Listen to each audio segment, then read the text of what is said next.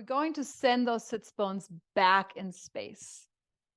And that alone, you just say, I'm hooking my sits bones into the blanket or whatever I'm sitting on, even on the floor.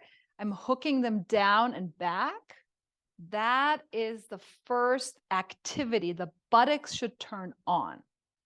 And that's what we're looking for. So just taking a moment here, allowing for the shoulders to relax a little bit, sending the diaphragm and the kidneys a little bit back. It's going to round us potentially a little bit forward, but that's okay. And just come to that place. I'm engaging my glutes. I am engaging my legs. I'm gently pushing my legs down into the floor, and I'm softening the ribs.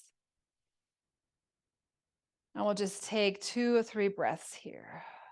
Notice again, where is the breath going? Shoulders, ribs, pelvis. Can you still keep that engagement, or can you refine that engagement in your butt by reminding yourself to take the sits bones a little further back? And that is really so hard to sustain constant engagement in the body, which is a good thing. We don't want to be like this all the time. And we are in certain places like this all the time. Becoming aware of where am I holding constant tension, or I always become aware that I'm clenching the left side of my jaw a lot. It's gotten better, but I can feel myself during the day. Ooh, there we go again. So just becoming aware of that. Can I keep the work here at this point though? And then let's come into a little forward bend. We're pushing the sits bones a little further back. We're going to round the spine, put your fingertips on the floor, and just find another breath here. I'm going to pull my knees away from each other. I'm pressing my legs down into the floor, and I'm breathing. Easy in the shoulders, backing up the kidneys.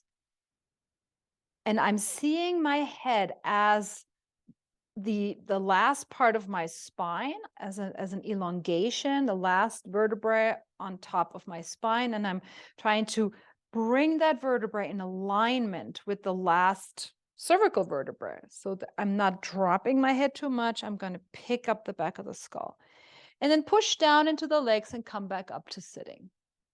Now we're going to go in the other direction. I'm going to round the spine. So I'm going to push the sits bones forward. I'm going to push with my hands forward. And then I'm going to go back into that anterior, that forward tilt. I'm going to pull the pillow behind me. And then I'm going to squeeze my shoulders. I'm going to lift my heart. I'm going to squeeze the pillow back. Lots, so a lot of glute. Backing up the diaphragm and the kidneys, and then maybe I'm looking up to the ceiling. Maybe. I'm going to start with the cat position again, a cat spine. I'm going to push the pillow forward. I'm going to round the spine, and then find your breaths here.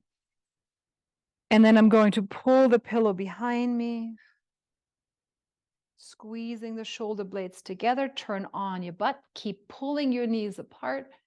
Lifting the heart, lifting the chin, but everything is engaged and held by our core. We don't want to fall in too much of an extension, especially through the rib cage area here.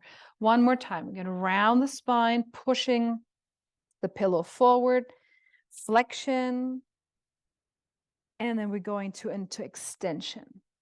Sits bones pulling back, kidneys stay back. Turn on your belly. You want to have a plank spine here.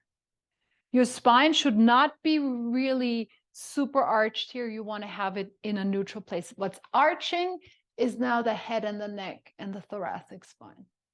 And then let that release. Very good. So let's straighten the legs for a moment. And you're going to straighten them just about, maybe 80%.